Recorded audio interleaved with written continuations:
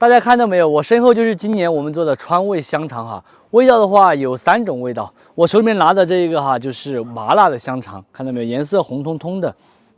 这一款的话就是青花椒的，青花椒的话是一个5香味，带着青花椒的香味，它是没有辣椒的。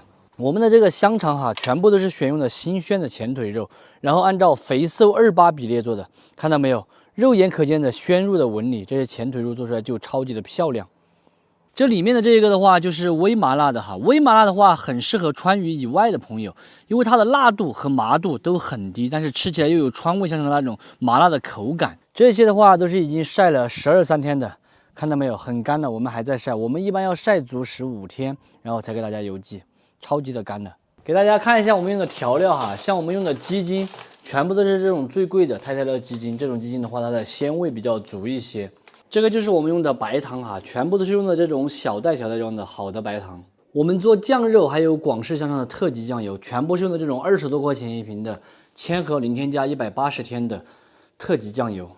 然后这个老抽的话是30多块钱一瓶的千和零添加的头道老抽，也是特级酱油。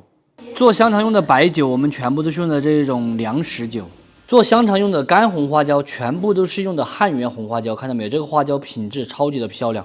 然后把它研磨成粉，这里就是我刚刚磨过粉的。这个是干的青花椒，做青花椒5香味用的，也是超级的香，花椒味特别的浓郁。这个辣椒粉的话是朝天椒辣椒粉，特香，然后并且是特辣的。我们都是炒过之后再来中碎的，看到没有？辣椒籽和辣椒皮，不是用机器打的，机器打的没有那么香。第二个，这个辣椒就是咱们川味麻辣香肠辣度的关键。这里还有一种辣椒粉，它是一个3合1的刀口辣椒粉，选用的是子弹头，然后还有我们四川的2荆条，还有新一代，全部炒香过后同样是中碎的。这个是麻辣香肠咱们香的关键。猪肉的话，全部都是选择的前腿肉，看到没有？这些梅花肉，这里的肉就是等一下我要灌的。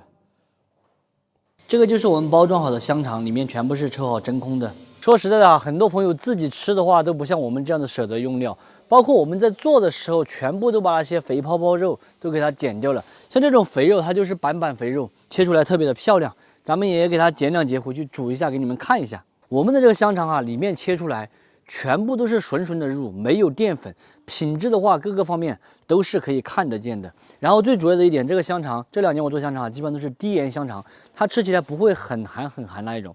但是腌腊制品嘛，肯定会比普通炒菜的话稍微寒那么一点点。